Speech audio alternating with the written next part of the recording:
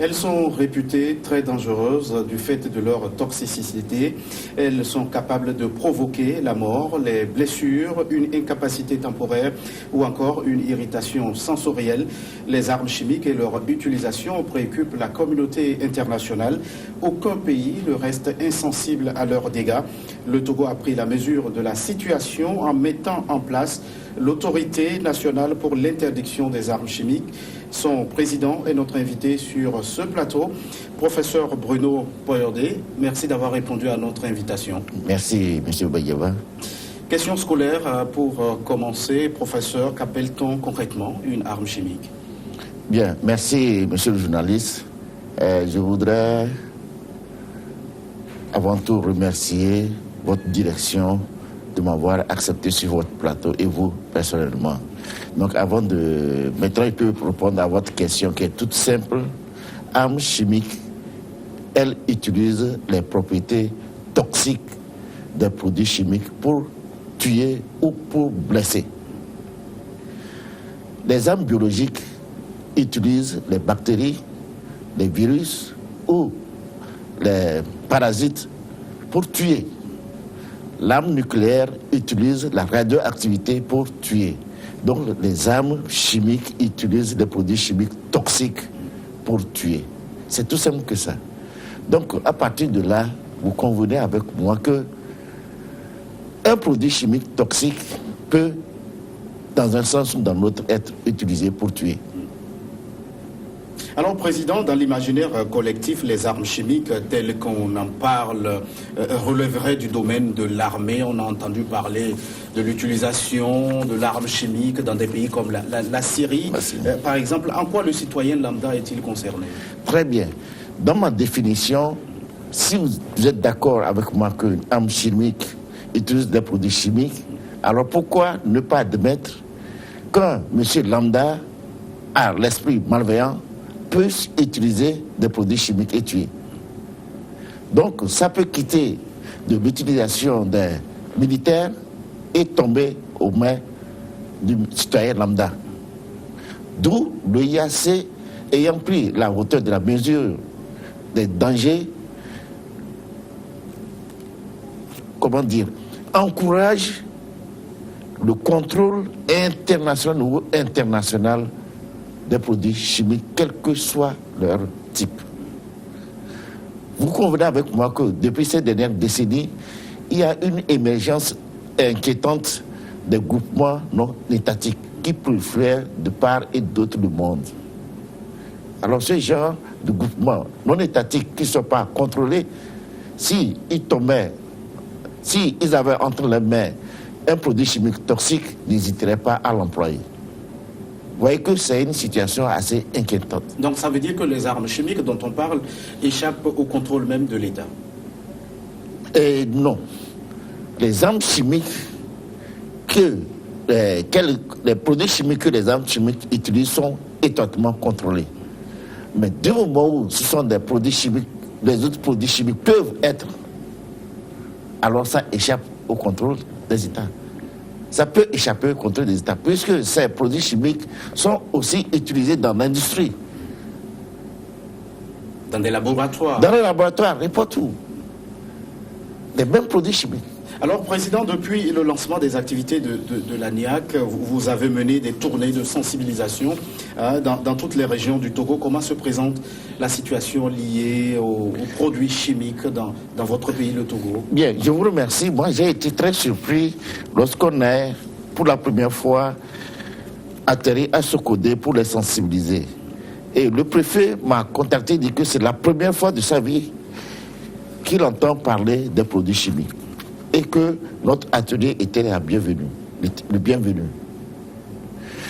Alors, dans nos débats, je me rends compte que la plupart des citoyens togolais ne savent pas ce que c'est qu'un produit chimique. Voilà.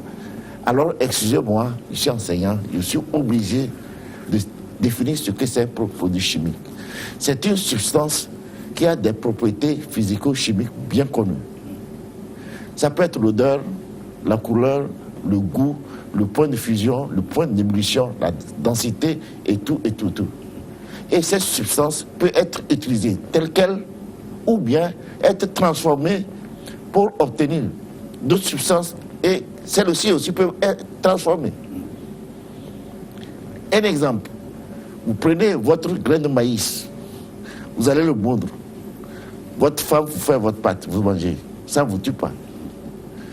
Quelqu'un, lui, imagine, cette farine, il va extraire l'amidon. L'amidon était déjà produit chimique, donc d'origine naturelle. Donc on a, dans le monde entier, deux grands groupes de produits chimiques, d'origine naturelle et d'origine synthétique. Le naturel, c'est qu'on les obtient à partir des végétaux, des animaux, du sol, de l'air et tout ça. Mais synthétique, il n'existe nulle part, il n'y a que l'homme qui les a imaginés, qui les a fabriqués pour améliorer nos conditions de vie sur Terre. Au fait, c'est ça la chimie. Les produits chimiques qu'on utilise ou qu'on fabrique, en fait, c'est pour améliorer notre condition de vie. Mais c'est des esprits malveillants qui imaginent, ou bien, dans le passé, des armées qui utilisaient alors ces produits pour tuer. Sinon, le produit chimique, intrinsèquement, il est fabriqué ou bien utilisé à des fins pacifiques. Votre complet, là, c'est du coton. Mais regardez la couleur qu'il a. Cette couleur ne disparaît jamais. Le colorant est le coton c'est quoi? C'est du cellulose à 100%. Le colorant, lui, il est là-bas indélébile. Vous imaginez que quelqu'un prenne ce colorant et qu'il ingère. Le colorant, c'est un produit chimique. Le sel qu'on a, c'est un produit chimique. Le vinaigre, c'est un produit chimique. Alors, c'est tout ce message, c'est ce message que vous avez adressé à l'endroit de ces populations que vous avez rencontrées lors de vos différentes tournées. Est-ce que ces populations elles-mêmes mesurent la situation, la dangerosité de ces produits? Non. C'est que si elles mesuraient, elles auraient au moins amélioré leur comportement vis-à-vis de ces différents produits chimiques. Eux, je ne sais pas intrinsèquement qu'est-ce qu'ils pensent des produits chimiques, mais je me suis rendu compte que les gens ne savaient pas ce que c'est qu'un produit chimique. C'est là où il est un peu inquiétant. Il faut faire comprendre aux citoyens que sur la tête, sur le monde ici, on n'a que de la matière, qu'elle soit solide, liquide ou gazeuse. Et toutes ces matières, c'est de la chimie qu'il fait obtenir. La chaise ici, votre mousse là-bas, c'est un polymère qu'on a fabriqué. Le cuir, c'est un polymère. Donc tout ce qui est matière, l'eau et tout, ça rentre dans l'aspect chimie. Donc tout ce qui nous entoure comme matière, c'est de la chimie. Alors professeur, il est possible aujourd'hui de trouver à chaque coin de rue des produits chimiques en vente. Quel cadre réglementaire pour gérer ce domaine? Bien, merci beaucoup. C'est un cas extrêmement interpellant. Prenons le cas le plus simple des pesticides. Tout distributeur de produits alimentaires vend en même temps des pesticides à côté des aliments. Les vendeurs en bureau d'essence. La bonne dame vend sa nourriture, les beignets ou tout, lui d'un côté avec son essence. Voilà ces deux exemples. Des cas extrêmement dangereux. Extrêmement dangereux. Vous ne pouvez pas vendre des aliments à côté des produits, des pesticides. Les pesticides, ça tue. L'herbe, ça tue. Les insectes, ça tue. Et tout. Et côte à côte. Voilà des cas aussi simples dans nos comportements qui doivent être réglementés, donc qui doivent être corrigés pour qu'on puisse vivre avec des produits chimiques. Je vais le répéter, les produits chimiques sont destinés à améliorer nos conditions de vie. Et il faut adopter un comportement, qui va exactement avec ces produits chimiques. Alors, lorsqu'on se met dans la rue, on n'est jamais loin de ces cas que vous décrivez. Mais la situation, elle est préoccupante, vous voulez dire? Oui, elle est préoccupante. Deuxième exemple, vous connaissez le polystyrène sert à emballer les matériels électroniques, les radios, les téléviseurs dans les cartons. C'est ça qui amortit le choc pour que l'équipement ne se détériore durant le transport. C'est du polystyrène. Quand vous achetez le carton, vous le jetez avec le polystyrène. Regardez bien autour de vous, les moutons, les chèvres mangent ça. Les poules aussi picorent ça. Et vous voyez qu'au bout du temps, quand on sacrifie l'animal, on va retrouver une grosse boule dans son estomac et on ne sait pas d'où ça vient.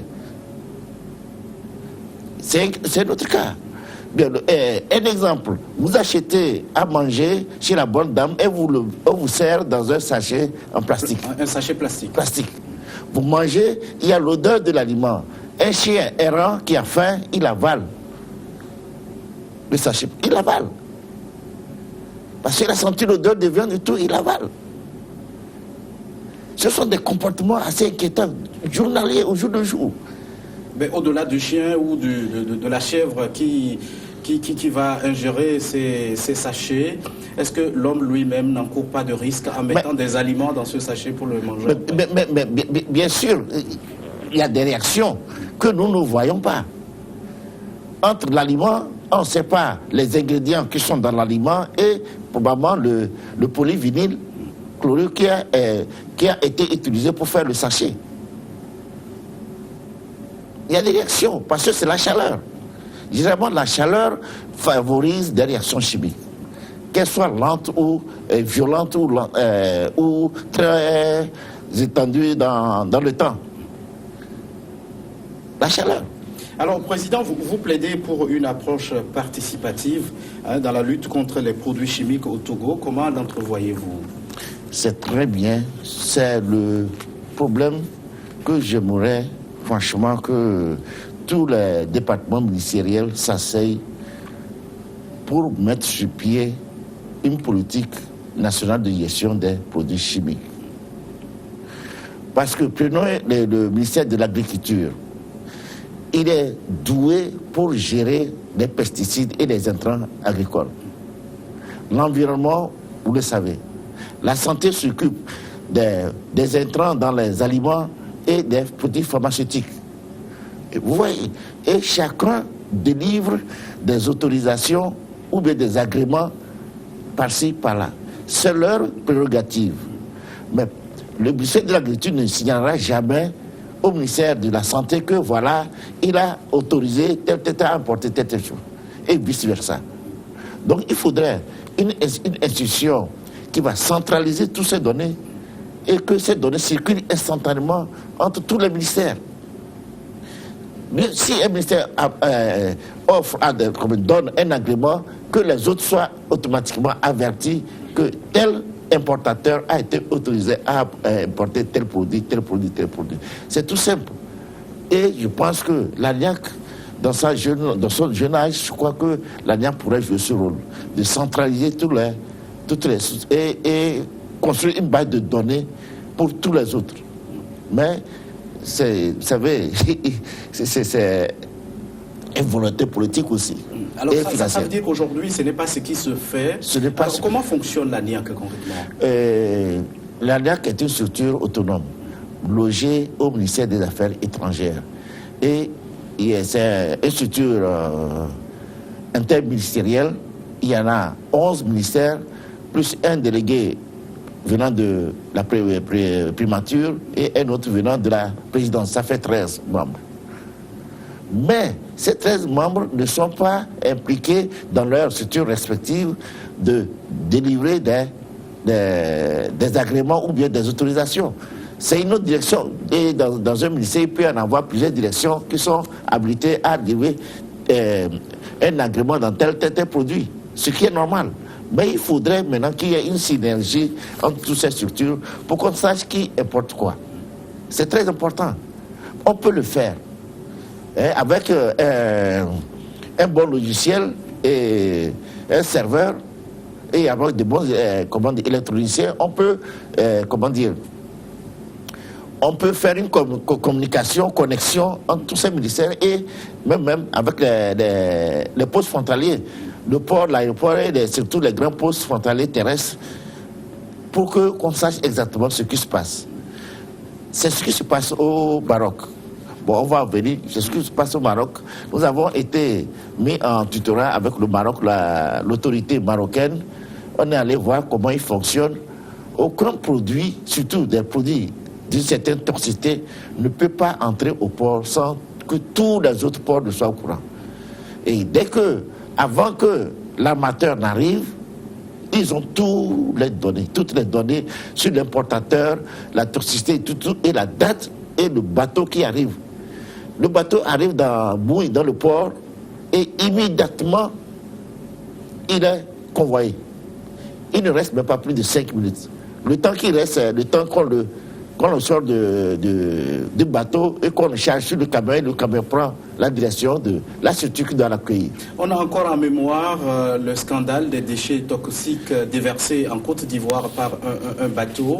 Alors si ce que vous décrivez, si ce mécanisme n'est pas installé, on n'est jamais loin de vivre encore ce genre de scénario. Oui, on n'est pas loin parce que depuis cet événement, les pays africains ont adopté la convention de Bamako. Cette convention interdit l'importation sur le sol africain de tout produit, de tout déchet dangereux. Voilà comment ça a évolué. Donc, les dégâts ont été notés en Côte d'Ivoire. Donc, tout le monde en sait. Voilà ces choses. Alors, vous avez effectué des visites dans plusieurs sociétés, des usines et dans certaines administrations. Pouvez-vous nous dire si ces sociétés disposent vraiment de véritables infrastructures de stockage de ces produits chimiques?